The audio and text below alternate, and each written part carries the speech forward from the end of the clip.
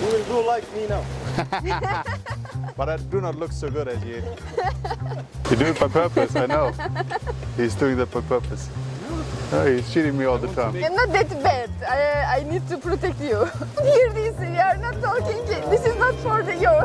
That's a good point. We have to note this down. So we can every time we can come here and we. Yes, this is my style. We'll do it the Mr. Beast style. Like you just won $10,000, but we need to open your phone and check if you're subscribed. If you're not, you lose the $10,000. And you lose your job. No, Mr. Beast is a nice guy. He wouldn't do that. You have to speak well of Mr. Beast on YouTube if you want to be successful on YouTube. We love Mr. Beast. We might be falling into this biological step today. The good thing is Antoine is not here, otherwise he would kick me most probably.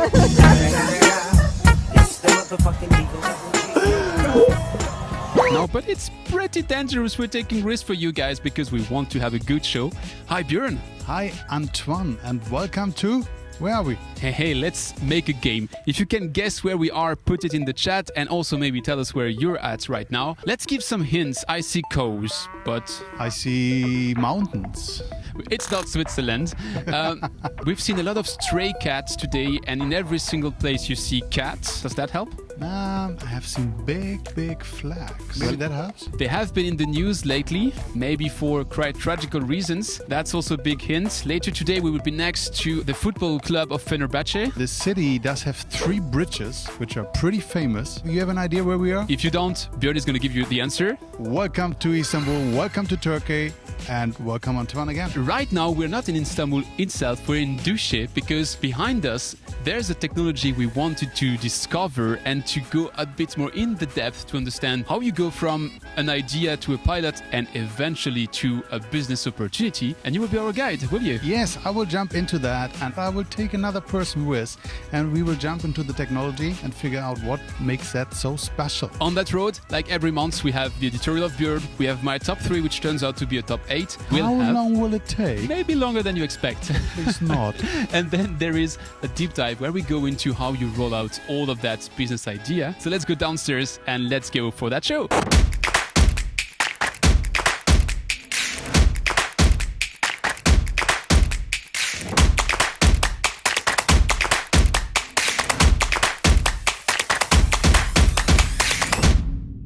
So we walked on from the building, we're here back on the ground, and that is the place where we will having this editorial today. And that's the moment I tell you, Björn, the scene is yours.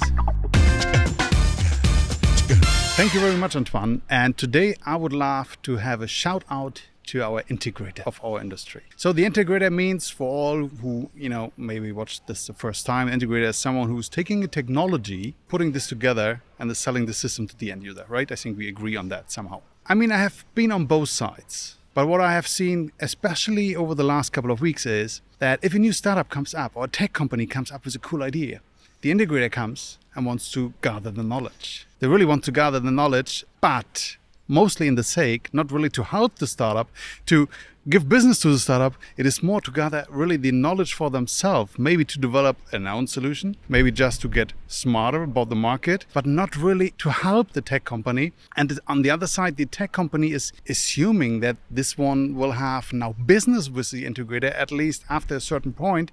So he's putting everything together, especially if the investor is coming, then he can show, hey, look, this integrator came to us and wants to work with us, which is a strong signal in principle. But more and more I have the feeling, and I have seen that in reality, that they just reach out just to gather the information. And even harder if it comes to the point that we all know that we need pilots. And quite often the integrator is coming, okay, I want to have a pilot with you. And the startup, the tech company is coming not only with the resources of the material, of the time, sometimes they also have to pay the money for that. We all know that. Wait.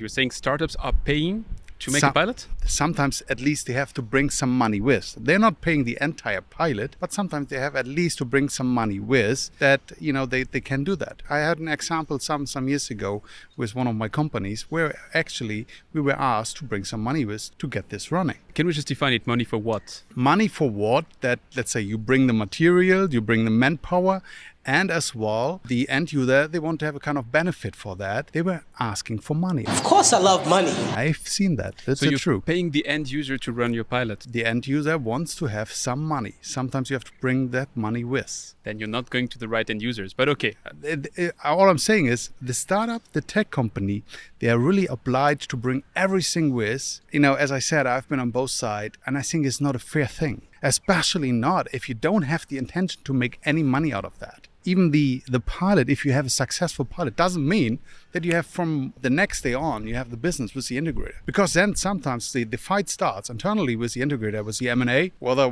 they want to acquire the company. You want to buy them? The R&D department coming up, hey, we want to develop our own solution. Because we know better now. Or the sales department is saying, well, let's take the solution from the market just to increase. And so they are starting to fight. And if they can't find a solution or a solution which is not good for the tech company, the startup is losing. Meanwhile, I read by interest, the annual report 2022 from NX Filtration. Beside the numbers, I don't want to talk about the numbers because I'm just stupid to understand all the losses. Beside that, there was a number. They had 167 pilots started last year, 2022. That was interesting. Repeat that. 167 pilots running in 2022 compared to That is crazy. That means your business is to do pilots at that stage. No, they are clearly saying, okay, we start release pilot up to commercial. They have this kind of stage. If they have more pilots, then it comes to, let's say, the first solution, which is some kind of half-scale solution, and then they go to the commercial solution. That is their business model. So they started really, that is the annual report, 167. Don't name it, maybe it was 170, but somewhere in that range. Anyways, you know the rule. When we give this kind of number, we back it up, so it's probably right here. No, it's right. I figured it out. 167, even if it's 166 or 68, it's crazy. It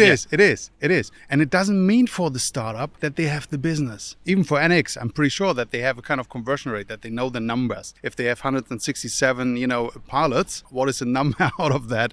They have to make some commercial of that. I can only guess. I have no clue about that. And then I'm good with my point. And even if it comes to the contract discussion, pretty often the integrator behave really like, this is a take it or leave it contract. Dear Mr. Startup, dear Mr. Tech Company, because I'm so big, take it or leave it. So what are you going to do with all that now? And if you want to negotiate IP or if you want to negotiate exclusivity, it is pretty hard for these companies because the others say, hey, why should I negotiate? You want to deal with me because I have the name. I have the power to judge and condemn to death. And that is not a fair thing. That's why my shootout today really is to all integrators, give them a fair chance. Give them really a fair chance. If you just want to gather information, just give them a call. I'm pretty sure they will give you that for free. But don't tell them the numbers. Hey, we make so much business because I have 2,000 installation and operation and we can take the solution and implement that. If you don't want to have that serious, don't do that. And on the other hand, to all tech companies, ensure that you're talking to the right person. If you're talking to the wrong and you put all your money in that it could be wrong. So this is my editorial this time. I really want to shoot out and say, start having a fair conversation with these tech companies. It makes me think that knowledge is power here, because you might think that integrator coming to you as a startup is the best opportunity there is, and maybe it is. Thank you, Captain Obvious. But maybe it's important to turn that around. If you look at how much integrators, OEMs, EPCs, how much they spend in R&D, it is minimal. Yeah. We discussed that several times. Yeah. So that doesn't mean they don't innovate, but that means their way to innovation is not through their R&D. Their way to innovation is through this partnership with startups, smaller companies, more agile organizations, and that can be a win-win and really an ecosystem which thrives together. But the startups have to have that knowledge, and they have to know that they are not just to be grateful to the integrator, to be gracious to take their technology. They have also to be fully conscious that they are bringing them a service. They are doing this external innovation, and not only because they might be acquired, but as you said, because they are sharing information. Yeah, and they are looking for investment mostly. So that means they're reaching out to VCs. So what is a VC looking for? It's looking for the backlog. And if you can say, hey, I have 167, NX, I have so many pilots, right, running, and out of these pilots, I have so many integrators which have a big name in our industry. The VC will say, clear, I will do the deal. That is exactly what they're looking for. Let's take a minute to discuss that. But if that is not serious, if the backlog is just bullshit, the tech company will lose, the VC will lose, only the integrator will gather the knowledge. Let's take a minute to look into that exactly, because I don't know if it's bullshit or not. It just means to me that this is their go-to market. The this means VC? that Or what are you talking about? no, the companies like NX Filtration, which would be having this 100 or 200 pilots. I mean, if you have that scale of pilot, it means piloting is your go-to market. Yeah. That means that you have a sales funnel where you are not looking for leads to buy your thing. You are saying, I'm looking for leads to pilot because I have a good chance to convert those pilots into Exactly. demo, those Exactly. demo into full scale, and Exactly. ultimately making my money. If that is your business model, there are two options. Option one, you are really sure about your conversion rate. And if that's the case, then you can even pay to make a pilot because your technology is so cool that they will take it. But option two, you're not fully sure about your conversion rate because you're still in the early steps, in which case, don't go pay for a pilot. Make sure that someone pays for the pilot even. I mean, absolutely. And let's say, to be very honest, I mean, 167, well, I think is an extreme example. If they have built their business model on that, that's great and it works cool, very cool. But most of the tech companies we all know, and most of the startups, they don't have 167. Maybe they have a handful. So, and what if their conversion rate is just 1 out of 5 or whatever? So, and that is a tricky point. And that is also, I guess, the real number. Now, I'm referring back to my own experience. You know, I was working for a big group, but inside that big group, I was working for kind of a small integrator within the ocean.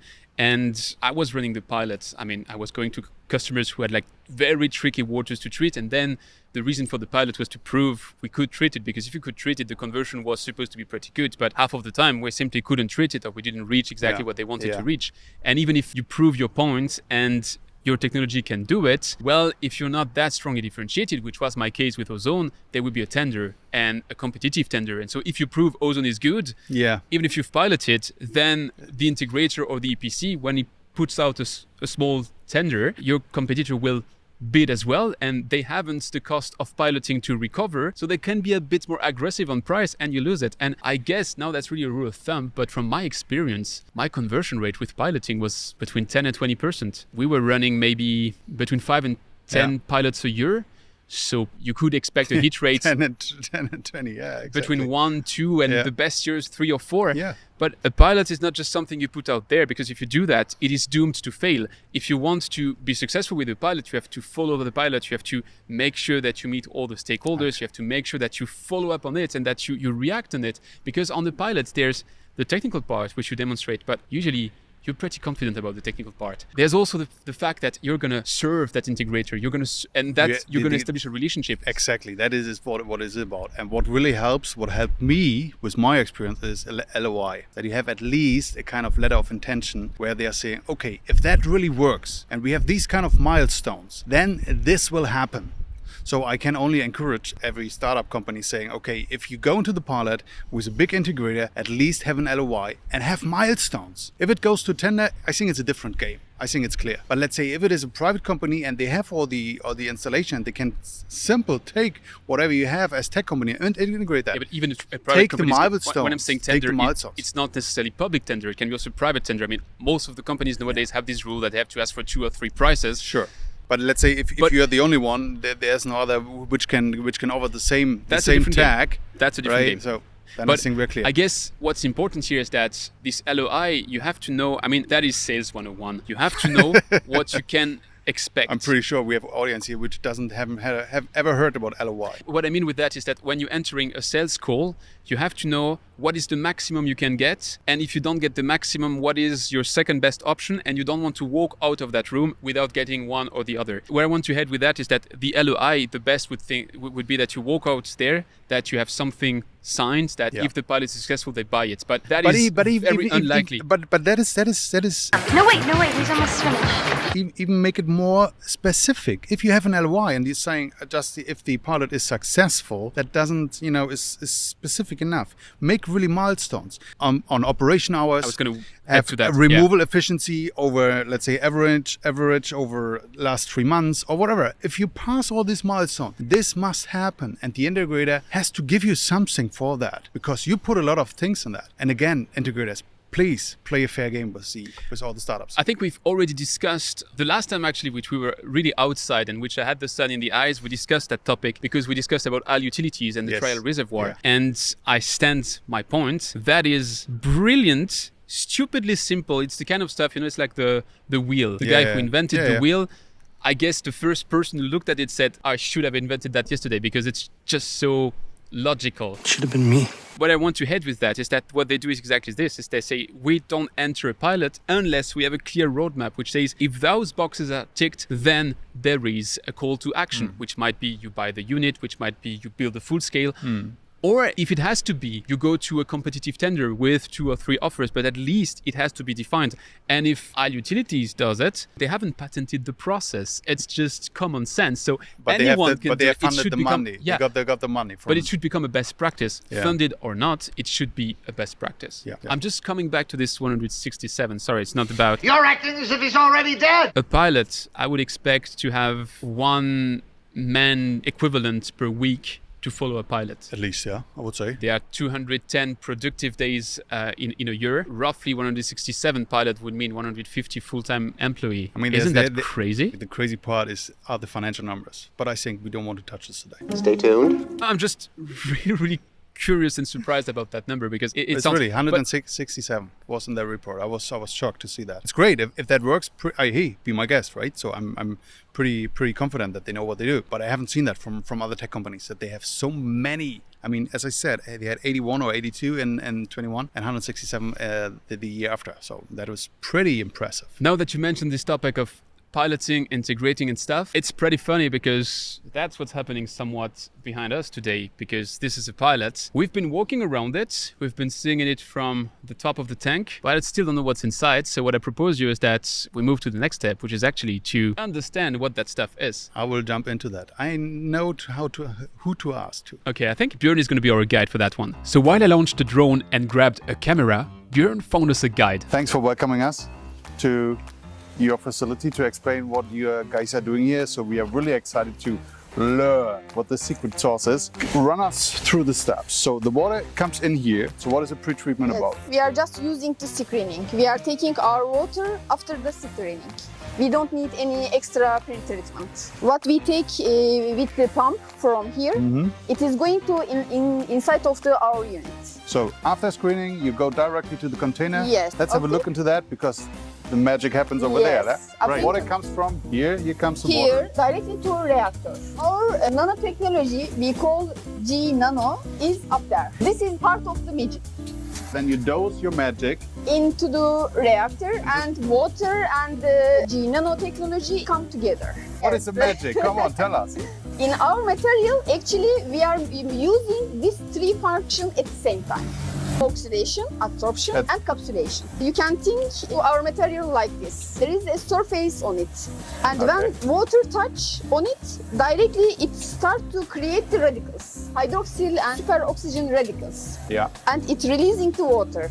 And this releasing start to create the oxidation in the media for the organics. We have a core. This is making the absorption and capsulation. I used to be an activated carbon guy. I'm a veteran of many terrible battles. Activated carbon is, you have activated carbon, you have pores, large pores, small pores, mesopores, and the particles goes in. So This it's for all is organic. absorption. Absorption this with is- a D. This and is this is absorption. absorption. So that is the On the difference. surface. Okay. You change the entire adsorption material. Yes. That's why it is absorption and is no longer Yes. absorption. Absorption Adsorption. and capsulation. We add a special material. This special material collect the heavy metals on it, like nitrogen or phosphorus. And because of the static cloud around it, they come together and bigger. And Okay. start to get heavy and settling. And this reaction is happening fast. Got it. So, that means the magic sauce is on the top of the tank and you dose that. So Yes. what is a magic sauce? Is that something miracle, or can I get it from Sure. Alibaba and from sure, it's Amazon? not science, there is no miracle or something. Actually, our raw materials you can find in any country. Okay. But the important issue, how we are making process for Okay. it. We can modify it according to our target. What is it we are talking about? What is the nanomaterial? This is know-how. I cannot say that to you. Okay, so that is really the... You know the mother recipes? They say everything but make say small things and it get extra delicious. Something like this. You can like think. Coca-Cola. Yes. Everybody knows water and sugar, but Yes. there is some magic in it. Yes, yes. If I tell you, I would have to kill you. You dose it, you mix it. Yes, and after this reaction, Yeah. We pump it the settlement part Directly, to luminal clarifier which in is there. in the back. Yeah. So the second tank is just for... This is fast mixer and this is the slow mixer. They are the reactors. For reaction, first we need fast mixing Yeah. to contact all material. In second part, we need small time to reaction. I need the material all the time. So it is a commodity product for me as a wastewater operator. So I need this material if I have your container and I have to dose it all the time. So how much do I need? Actually, this will change according to your water source. If you are talking for the domestic wastewater, Yeah. I think now we are dosing 0.25 gram per cubic meter. 0.25 gram per cubic meter. Let's talk about the other thing which I need all the time if I operate that, which is energy. Okay. So let's talk about energy. Where are the solar panels? We are here in beautiful Turkey. Yes, actually we can work with this unit with solar panels because we have pump in here. We have a dosing mixer and two mixer here. Our energy consumption is low, 4.17 Kilowatt hour. per cubic meter. We are here in the inlet part where the Yes. magic happens. Yes. So let's jump to the other side Okay. where hopefully we will see the results. Yes. So, this is the operation part. This is connected to directly to computer. We can see more details. We can give the orders from the long distance. I can make operation from my computer in my office. This is the second step of the reaction. After the reactors, it is coming to clarifier, sludge and water is separating. This is my clarifier Yeah. and this is my outlet. So the water comes over here. This is the Over overflow. here and Da-da-da-da. overflow here and come here and this red hose my outlet water. No, that is the outlet. Yes, let's take a sample if you want. That is the outlet. Can I drink that? No, I cannot drink that. no, sure no. I was expecting. And not that bad. I need to protect you. How much COD I have here in? Just give me a range. 15, 20 maximum. 15, so 15, 20. So we have. Maximum. So what is your removal rate in terms of COD? Our range is 80% to 98%. So it depends on how high it is. Yes, If it is 600, then yes, it is more yes, efficient as yes. 150. What is the TSS rate? Somehow. Let's measure. Let's take that to test that. Just you can make one release to clean the beaker. This is the main problem. We are talking three languages: I know. English, Turkish, Arabic. I did this during my diploma. and after 3 months, I realized all results are wrong. Oh, really? Because of calibration issue. While the results were good and the unit efficiently treated wastewater, Björn got curious. Indeed, the container features different outlets. The treated wastewater one we already tested, but also different polishing steps: activated carbon, advanced filtration, UV disinfection, and reverse osmosis. So that's the one we're testing now to see how that unit could be used in a reuse context. This is 0.12. 0.12. This can drink? Yeah, drinking that water was a kind of a running gag. Don't worry, we're still not stupid. We do know that's not drinking water. No, drinking water is not. It is like not this. drinking water, clearly. I think we have to have a disclaimer here. It is not a drinking water. Let's say, but the NTU parameter would be fine from the drinking water perspective. I think 2 visits earlier, we had really bad chance. We arrange our system according to domestic wastewater, Okay. but they make discharge to industrial wastewater, so it gets confused. We are taking water really bad, and we need to manage. If any traditional system you leave this problem, you need days to fix it. You need to cover the biomass and the bacteria and other things. We solve this problem just in how far? After the municipality has realized everything works pretty well with this unit, it is obviously that this municipality is pretty old, right? So when are they going to change to take the G Nano for the entire plant? Have you ever heard the Turkish bureaucracy? No, but I know, but I'm used to the German one, so. It was a great tour, interesting to see all of that behind us, and I think now I understand a bit better how that works. I still have questions, so maybe that's something we have to take on at the end of that episode. But for now, if I was clickbaity, I would say you won't believe what these former executive of SUEZ are up to these days. So my top 3 today is not really a top 3, it's a top 8. But I'll have a lot of people on the 3rd position and then 2 ones for the number 2 and the number 1. And actually, I was curious because some weeks ago, GWI made an article where Christopher Gasson apologized. He said, I read this. I have been negative about the merger between Veolia and SUEZ, and I thought it wouldn't create value. And I even recorded him on my podcast. I asked him, why do you think they did it? And he told me, because it could. Because it could. He didn't really believe at that time. And I think I wouldn't blame him because I'm still not a believer of that merger. Nothing against it, but nothing in favor of it, just because I still haven't gotten the point.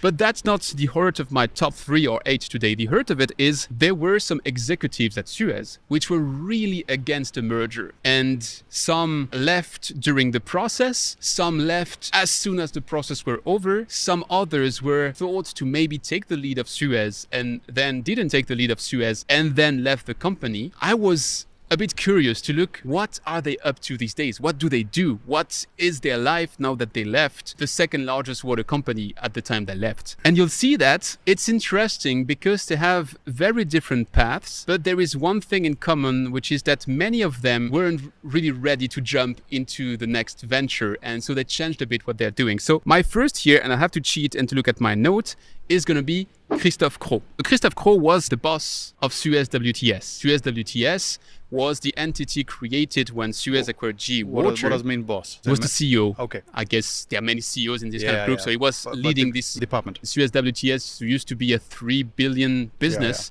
So for many companies, that would be the CEO. For SUEZ, it was the CEO of one of the important divisions, maybe arguably the one that Veolia wanted to take over. The problem is that when Veolia took over SUEZ, this SUEZ WTS got integrated into what's called nowadays Veolia Water Treatment Solutions. So it was the former Veolia Water Technologies, which is then merged with SUEZ WTS and put together. And when you're putting together 2 organizations like that, well, you can have only one boss. Only one can survive. Christophe Cros left the SUEZ group the same time then Bertrand Camus, the former CEO, left the group. What he's doing these days is that he's created his freelance boutique. Yep, that's pretty much it. I couldn't find a track of that company outside of what he's putting on LinkedIn. The company is called Watcher. I don't know what he's watching, but I'd be watching what he's doing with Watcher. So Christophe, if you're watching that, it'd be really interesting to get to know a bit better what you're doing. Quite often it is that, let's say that you take the freelance period just to figure out, okay, what should be my next step? Do I really want, after so many years in a big corporate, do I just want to go directly into the next corporate or startup company, or maybe there's something else? What shall I do now? What shall I do? Use the time for orientation, which is fair, right? Absolutely. Along the same lines, we have David Palmer-Jones. David Palmer-Jones used to be the CEO of SUEZ Resource and Recycling in the UK. And then he became the CEO of SUEZ Resource and Recycling for the entire Europe. That used to be called CETA, the waste part of SUEZ. He left with the merger and he's now an independent consultant, but in that business of staying with the resource recovery and the waste side of things. On the same level, I have Diane Galbe. Diane Galbe used to be the CEO of New Businesses. She left a bit later because she left in April 2022. So she left when Sabrina Soussan took over. She used to be the person at SUEZ in charge of Vision 2030. Prior to the merger, once upon a time, a long, long time ago, SUEZ had a vision which was catered to please the private sector and to do a rotation of assets and turn a bit the company on its head. It was a pretty ambitious vision. And all the time of the merger discussion, SUEZ kept saying, you know, we don't need that merger because we have our Vision 2030. So it sounds about logic that the person which was instrumental in building that Vision 2030 wasn't that pleased with the fact that obviously the vision wouldn't be enforced. tell them the dream is over. She left the company and today she's working for Atos. Atos is a French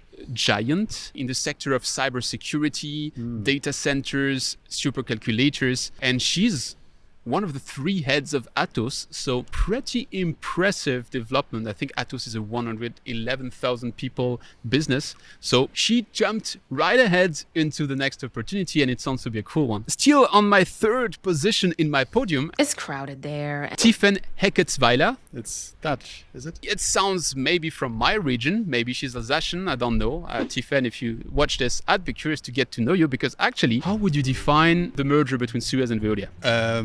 Interesting. No, the reason I'm asking is that it sounds to me in her new job that she learned a lot during that stage, because she used to be the chief communication officer. All of these persons were part of the board of SUEZ. She was the person talking to the press and expressing what was happening and being positive when it had to be, negative when it had to be. And what is this special art of communication? Tell me. Crisis management. Now she has a job I in guess crisis she management. practiced crisis management, and now she created her business in crisis management and strategic communication. So when you put that on your resume, what's your experience with crisis management? Well, I was leading the communication of the number 2 in the world, and we got acquired in a hostile manner by number 1 in the world. You hardly make a better resume. I'm sorry, that's really cool. Still on my 3rd position in my podium, Ana Giros. Ana Giros used to be the CEO Latin America of SUEZ, and then she was the CEO of SUEZ International until July 2022. A lot of CEOs, huh? July 2022. If you recall the rest of the timelines, she was the last to leave, because actually she was one of the persons which were rumored to maybe take over the new SUEZ. And when Sabrina Soussan got appointed, she said she's fully fine with her job and she stayed within her position. And some months later, she still left. You could imagine that there were some tensions. That is pure speculation, Your Honor. Despite the fact that Maximilian Pellegrini is still there and he was also rumored to be someone to take over. So maybe I'm fully extrapolating here, except that in between, Maximilian Pellegrini also left to join Atalian, so yes, the last of the Mohicans is gone. Nowadays, she is Deputy General Director at Equans, which is part of the Bouygues Group and which is active in, let's make it simple, facility management. Last person on my 3rd position in that top, Jean-Marc Boursier. Jean-Marc Boursier used to be the COO of SUEZ. Today, he became an investor. He's working for Antoine. Antoine was rumored to be the white knight that could save SUEZ from the hostile merger. Colonel, I'm here to save you, you great white obsolete whale. So maybe he also established some link during that period. Now he's an advisor there. And he also created his own boutique investment called Alpa. It must be something like more personal investments than on the big scheme. So that's my level 3. We move to number 2 in the podium, and actually the person on that place had to be Bertrand Camus. Bertrand Camus was the CEO of SUEZ. He took over from Jean-Louis Chaussade in 2019, so he stayed the top dog in SUEZ for 3 years until the merger. He was on the verge of maybe making an historic move with his Vision 2030, and then big drama, the merger, he was against it. If we lose this battle, that's the end of the world as we know it! He fighted it as much as he could, and pretty logically, he felt he wasn't the right person to take over the new SUEZ, and he wanted to move to new endeavors. And I was curious about those new endeavors because I've heard many things, many rumors, because Bertrand Camus actually was very silent. I'm hiding from the world for a day. I think he made like an overdose of media attention once the story was over. And nowadays, it's pretty difficult to find an interview of him or anything online, which makes me think that maybe, if you have some time, Bertrand, that's really a story I'd like to visit with you. Maybe he's just enjoying the life now. I guess so. Hope so. The first thing he did after leaving SUEZ is that he took a board membership on one company which one day made it to one of my top 3, a Norwegian company which is doing desalination in deep sea water. We have talked about this. And he took a board member position in Waterrise, so that's the name of the company. And I'm pretty curious because that company as well is pretty silent since they made the first announcement that they have been able to make it. So, and then he also joined Summa Equity. Summa Equity is an impact investor with $4 billion of assets. Summa has different offices. They also have a satellite office in Norway. And as I see that Waterrise is in Norway as well, I would expect him now to be living in Norway. I'd really love to hear, now that it's settled down, from the inside, what he thought of that full story. Maybe he's writing a book.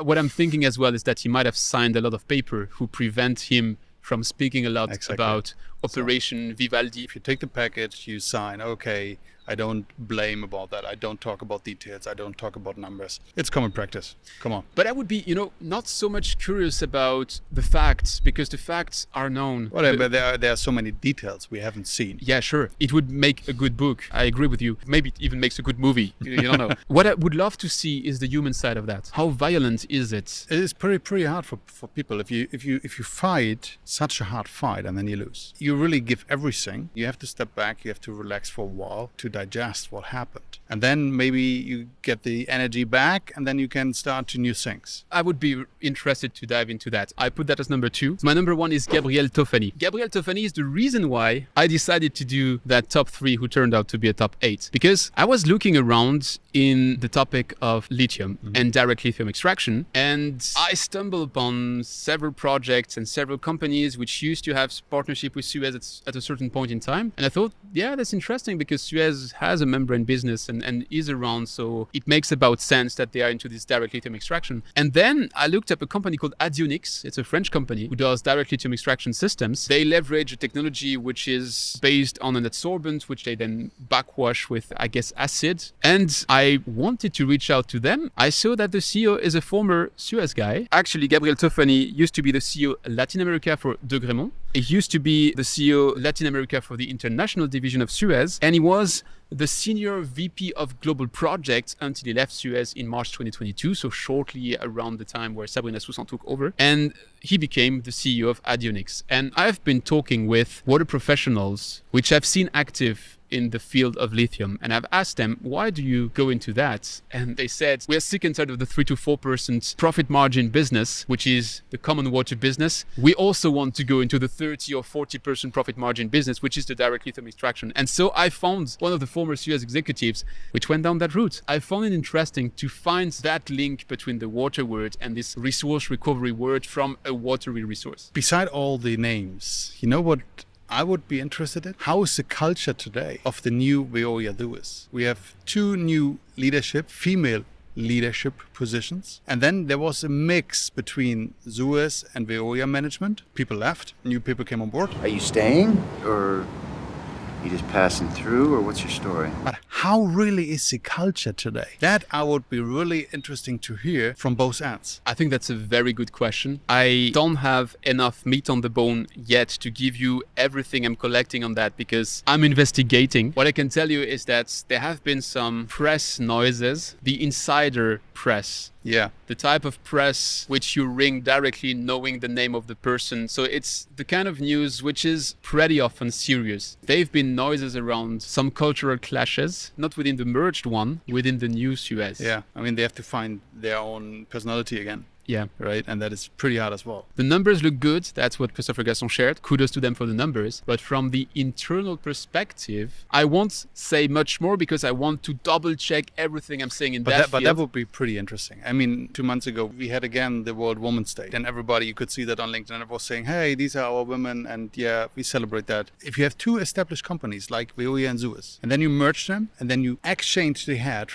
from male to female, totally the culture, I'm pretty sure, has changed dramatically. I'm not judging whether to the better or the worse. I'm not saying that. I'm just curious what has really changed. So if you investigate in that, you have a job for the next water show. You're a new CEO entering from a different business. I mean, Sabrina Soussan was coming fully from outside. I'm going to put somewhere here just the video I did about the path of Sabrina Soussan and Estelle Brachtenhoff. It's not a shameless plug. It's just because I think it gives a bit of context. It is always a shameless plug. It is always a shameless plug. I have seen this 2 times in my career that, let's say, you have appointed a new CEO and the new CEO is cleaning up the floor because the former CEO, most probably, there was a fight to take that over. And then a new CEO is coming. And then you have the team, which was for the former CEO. It takes half a year, or how long ever. And then the floor is cleaned with new people in that position. I've seen this 2 times, and I'm not sure whether it's a good or bad thing. Sometimes it will work, sometimes most probably not, but it is also a common practice. True. You can clean up the floor by yourself, right? If you just go, okay, I want you to leave. Here's a package, just go. Or the people from their own intention, they just leave because they say, hey, I don't want to go in that direction. I was with the other, and now this direction. Pretty fine, I think. There's no one to blame about. I think it leads us into 2 potential sequels. What happens when a water company is turned on its head? We've seen that several times. So that's one thing.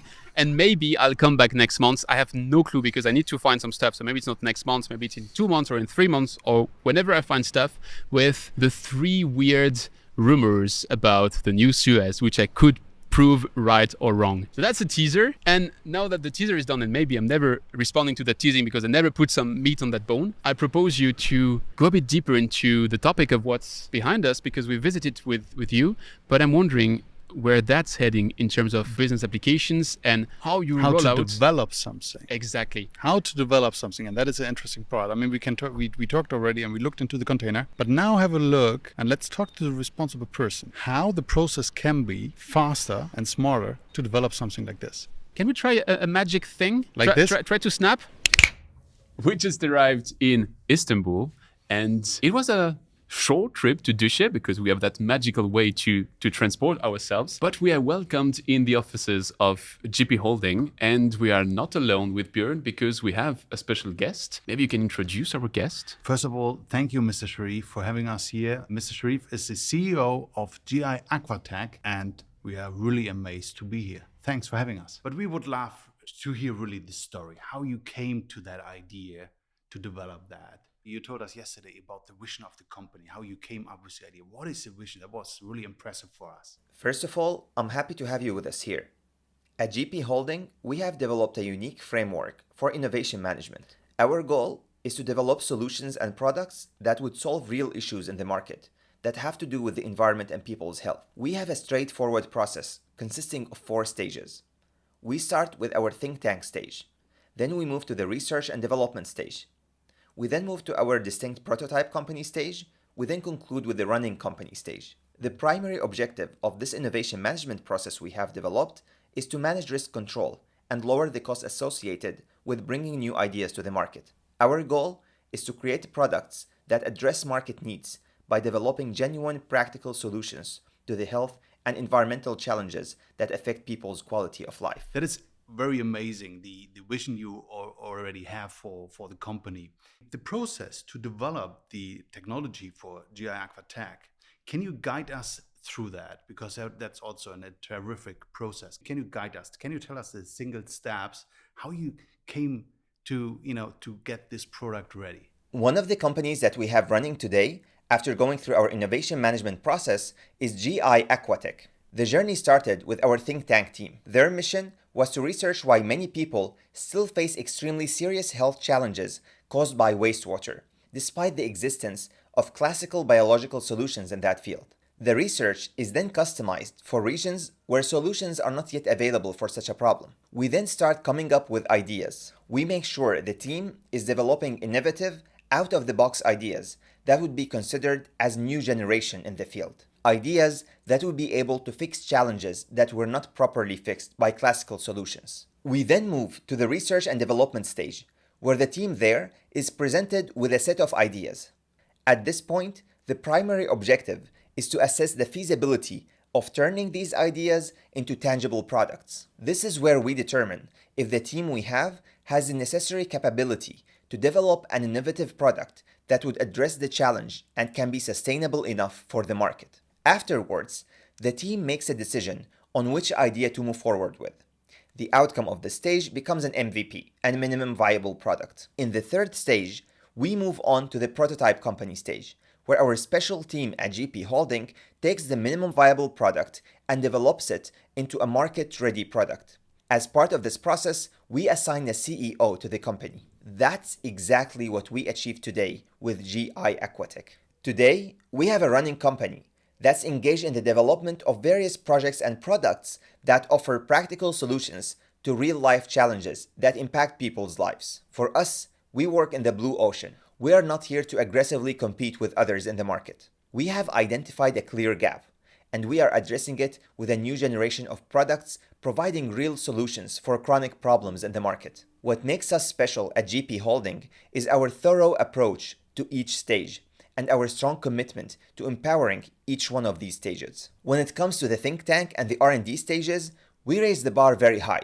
We tell our team that we don't expect just an improvement of an already existing product, and we are not here to just lower the cost of an already existing product a bit. We are here to develop a fully new generation product that would add value and provide genuine solutions to problems affecting people's lives. We are motivated by our strong belief that every problem has a solution. Our objective is to implement a framework that identifies and creates products that effectively address problems in a practical, cost-efficient, feasible, user-friendly, and localizable manner. The criteria are very extensive, but our aim is to generate innovative solutions for the future. So we've seen your demo plant in Duche, which we visited a bit earlier in this show, and you just explained how from that first reference you decided to go to the next step, which is to create the company, appoint the CEO, and build up GI Aquatech. I'm wondering, what were the key metrics you were looking in this first plant that convinced you that you have a good value proposition to move to the next stage and to really start push it in your target regions? Yesterday, we were delighted to have you join us on a trip to the place where our journey began. It's the location of our first running unit, where we gathered the initial metrics. These metrics enabled us to enter the market at a later time. The unit you saw yesterday, although small in size, is 150 meters and is 6 meter cube in capacity. Our primary goal was to meet the targets set by the think tank, which required us to develop a wastewater treatment product that could handle a diverse range of pollutants and contamination levels. We became confident in our progress when our unit was able to effectively treat various types of samples. We knew we needed to create a product that had low power consumption as one of our criteria. We are aware that there is already a global energy crisis that's more likely to keep growing. When we were able to achieve a power consumption of just 0.17 kilowatt per meter cube, it was a significant accomplishment that we hadn't expected to achieve so early on. Another criteria we had is to have a product that could effectively address challenges within crowded compounds. Therefore, when we ended up developing a product that is odorless, it was extremely important for us because it met this requirement. Another very important point for us was to develop a product that is just plug and play. So to have such a valuable product with all these criteria that also can be used continuously for treating wastewater was such a huge achievement. The special thing at GI Aquatech is that the small unit you saw is continuously undergoing a process of research and development. Each time our team comes up with an improvement, we find ourselves at the location again, applying it to that plant and drawing it over. The last point I want to mention here is that the location we chose for this unit was very unique for us because it actually enables the unit to face all the challenges that it would face in any developing country. That's why it was important for us to have the unit on site so that we could test it under natural conditions rather than in a controlled laboratory environment. This allows us to develop our products directly on the ground, enabling us to meet the specific needs of the market more accurately. You told us also, and I have to I'm a little bit proud of that, you formed a German company, not a French. You really, you had formed, to mention, right? Yeah, you had absolutely. to mention, yeah. You formed a German company, and one of the markets you also are looking for is a German market. Take us through the journey. Why a German company and why the German market? Why you want to go there? The German market is among the highest standards when it comes to wastewater management. Our success in meeting these standards in the German market gives us the confidence to succeed in our main target, which is improving the quality of human life in developing countries. We are a German company with a focus on addressing health and livelihood challenges faced by people in developing countries. As a German company, we have chosen to develop our products directly in the communities where they will be used, rather than in a lab. To ensure that our efforts are effective and sustainable, we have brought on board experts from developing countries to share their knowledge and collaborate with us. This allows us to facilitate a two-way transfer of knowledge and expertise. Our specialized team of researchers and field experts create a bridge between the high-standard solutions offered by the German markets and the real-life challenges faced by developing countries. I'm happy, just like you are, that we are a German company. And let me also tell you that our first project in Europe was actually in France. Pas mal, non? C'est français. We are a German company with a noble goal of improving the quality of life for people in developing countries whose lives are seriously affected, sometimes to the point of death, by contaminated wastewater. You have that target of improving this quality of human life in developing countries. I mean, especially in developing countries. There are many ways to do that. Arguably, the world could have done that had it wanted to do it a bit better. But we're failing in doing that for decades. So you explain how you come from the field and how you've built that in a very actionable fashion. So my question is, how do you intend to roll it out? Do you want to target very large plants, so make much bigger units than the one we've seen and cover this very large centralized approach? Do you see your solution more on the decentralized end of the market? What is the right scale at which you think can have the best impact? This is actually the essence of our strategy. In order to effectively address the challenges at hand, it's important to be involved in a collaborative ecosystem that's actively working towards implementing and advancing solutions. We were successful in comprehending the essence of the problem, which is that developing countries face significant economic challenges that limit the implementation of various solutions. The decision makers in developing countries are stuck between two options: either come up with enough financing to be able to develop enough wastewater treatment units for everyone and be able to maintain them and keep upgrading them for an increasing population, or we provide them with a comprehensive solution. At GI Aquatech, we offered a decentralized solution that could be easily implemented to help decision makers in developing countries.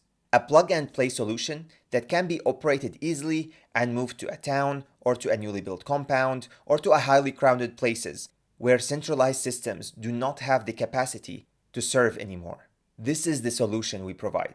This is the way. Our focus is primarily on small and mid-sized plants. The reason is that areas that are not highly crowded are normally the most affected because of wastewater. We want to get these solutions to each town, to each compound, in an economic and feasible way that would be useful for the decision makers.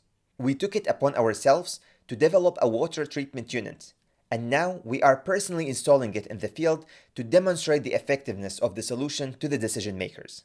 Another big concept we have at GI Aquatech is that we aim to shift away from the traditional approach of relying on centralized systems. We are providing solutions for decentralized systems that come with lower costs, sustainability, recycled, and low power consumption. If I understand you right, there is this centralized which you are able to address. That doesn't sound like the only issue these developing countries are. I would imagine some of them have remains of infrastructure or something which was built in the past, which might also need some upgrades. But generally speaking, what is the sum of all these challenges which you aim to address with GI Aquatech? One of the biggest challenges to people's health in developing countries is the scarcity of water resources.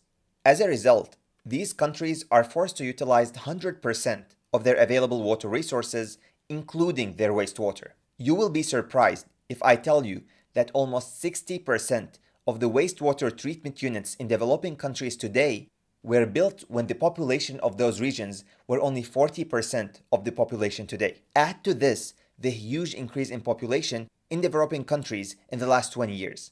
And we're still talking about the same units with their same old capacities. There is no way that these centralized units can be developed or expanded because of the huge populations and urbanization around them as well. These countries need to develop new treatment facilities. However, they don't have enough economic resources to build such facilities, and there is not enough space to develop such units. So these countries end up ignoring the quality of their plants. Many of these plants now serve as a bypass. The water that passes through these plants is often reused for human consumption or agricultural purposes. Unfortunately, this can have negative effects on people's health, and these countries do not have a solution to address the problem. They have limited water, they need to reuse it, and they cannot. The solution that we provide by collaborating with all stakeholders is that we can increase the capacity of wastewater treatment units to 4 times, 6 times, and even up to 8 times using the same land area. With such a product, we take action to provide real solutions that will have a meaningful impact on people's lives. One additional question. I mean, you talked a lot about blue ocean and red ocean. I'm very familiar with that concept. I was wondering... Bragging Björn is back. Now, I was wondering, because yesterday we saw your technology, in principle, there are 2 components. You have the system and you have the nanotechnology. I was wondering if you have especially this kind of decentralized approach, and especially if you want to go into the blue ocean market, is there from the business model any new way, maybe we don't know? What is your business model you want to bring this technology to the market? Is it just a capex sale and then you sell the nanotechnology over the time? Or is it BOO that you operate as well the unit? Or is it build own on transfer? Or is it water as a service? So Subscription model might be a subscription model. So what is really the business model, especially if it comes to the blue ocean for you guys? This is a very good question. When entering developing markets, we were concerned about encountering various challenges. These challenges included economic difficulties in those regions, as well as the possibility of the market not being receptive to new products. The business model we used to enter our first market in Saudi Arabia was a new business model that we came up with for the wastewater market. We basically sell a service, not any equipment or technology. We basically offer our service to a project, a hotel, a compound, a factory, or a slaughterhouse. We tell them that you don't have to pay any capex. I will solve your problem and will work with you per meter cube. I will provide you a recycled water. I will increase your resources and I will deliver the service to you directly where you are. I will sell you the service and you don't need to worry about any capex or operations. In Saudi Arabia, we established a company that offers a wastewater treatment service aimed at recycling wastewater. We tell the customer that instead of buying water for agriculture, and instead of having the headache of getting rid of your wastewater and causing pollution and traffic and emissions, and instead of paying for all of this, we install the wastewater unit. We treat the wastewater and deliver it back to you either for agriculture or for flushing toilets. And at the same time, we stop the headache of transferring wastewater to centralized systems, thereby reducing the burden on these systems. At the end of the day, it's the same vision. The centralized wastewater units in developing countries are already unable to handle the amount of wastewater generated. Therefore, our objective is to address this issue before the wastewater even reaches these units. We treat the wastewater on the spot. We recycle it on the spot. We reuse it again on the spot. With this, we promote recycling economy. We help reduce emissions. We help reduce cost and even help motivate the customer to treat his wastewater. One of the good aspects in Saudi Arabia is that the entire ecosystem is geared towards sustainability, recycling, saving resources, and especially water. By integrating our solutions into such an ecosystem, we ensure that our actions align with the entire system in which it operates. I understand now much better the business model. Is it the same for your entire region you want to go to, and same for municipality application as well for industrial applications? To illustrate, let's consider Germany and the rest of Europe. While there may be some differences, the basic concept is the same. Many European factories produce relatively small amounts of wastewater, on the order of 50 to 100 meters per day, week, or month. To properly dispose of this waste, they often need to contract with specialized waste removal companies. However, these companies require significant investment in both equipment and operational overhead. Let me explain our process in more detail. When we work with a factory, such as a cosmetic plant in France, we bring our mobile treatment unit to their location. We let them know that it is our responsibility to treat their wastewater directly on the site. We can also use that same unit to treat wastewater from other factories in the same region. Essentially, we use one unit to serve multiple factories in the area. Many wastewater treatment units in Europe are over 30 years old and require renovation or expansion, which can be difficult given the high cost of land in urban areas. Our solution is different. We do not need more space.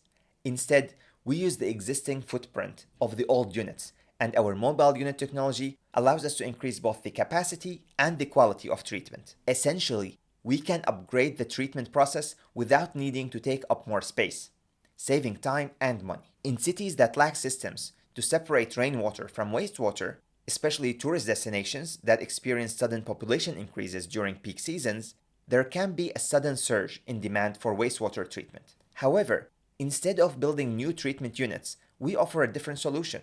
Our GI Aquatech mobile units can be installed quickly and handle the increased capacity without the need for additional infrastructure.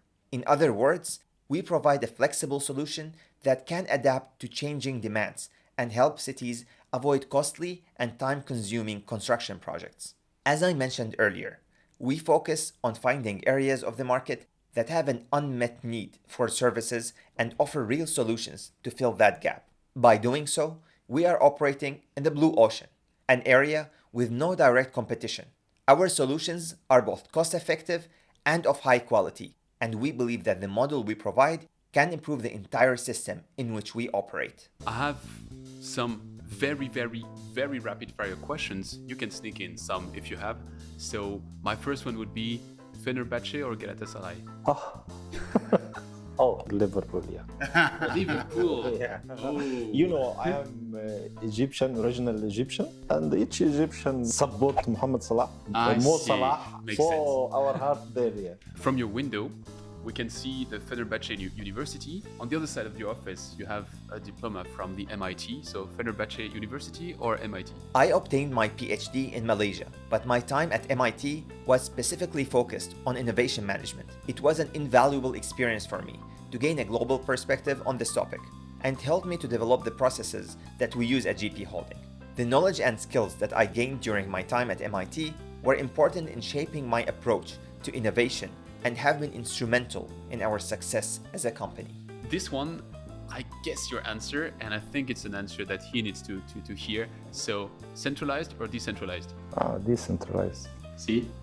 German or French cars? That's mean. German or French cars? No. Which car are you actually driving? Mercedes. Yeah. Thank you. You win the last point. Well, it was a pleasure to be your hosts here, and we were very happy to discover a technology. So if you have more that you want us to have a look at, we are always keen to look at new technologies, new approaches, innovative. I think you're the first example, I don't know for you, Björn, you're the first example I've seen personally of a company which has this 4 stages, which really has this think tank built into the early stage and the prototype and then the piloting and then eventually the company. And maybe that is something which can be very inspirational for you watching this. I hope it is. Björn, some closing thoughts?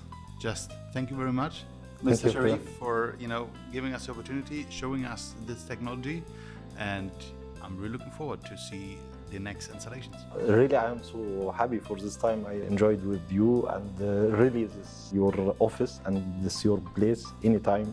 And I am looking forward to meet again. That's a good one. We have to note this down. So we can every time we can come here and we. Yes, this is my sign.